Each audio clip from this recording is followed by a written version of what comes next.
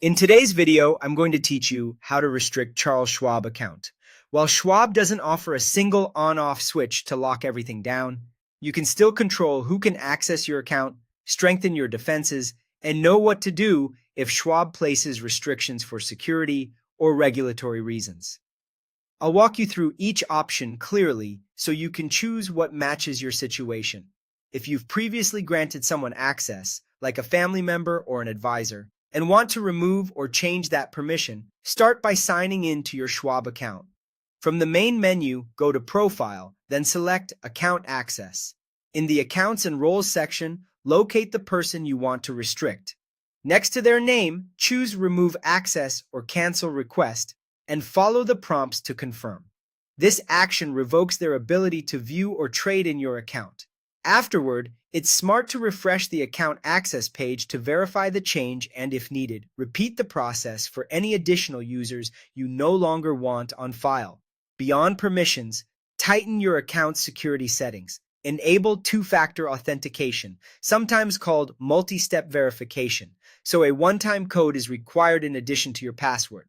Turn on security alerts for sign-ins and trades to get notified about activity in real time. Update to a unique, strong password and monitor your transactions regularly.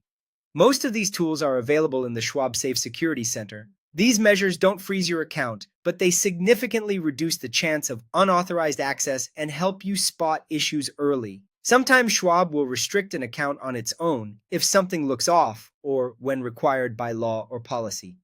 Common triggers include suspicious trading or withdrawal patterns, large or unusual transactions, legal orders like levies or garnishments, disputes among joint owners or beneficiaries, or violations of settlement rules such as trading without settled funds. In these cases, Schwab may temporarily limit trading, transfers, or disbursements until the matter is resolved. If this happens, contact Schwab support. They'll explain what prompted the restriction and outline the verification or documentation needed to lift it.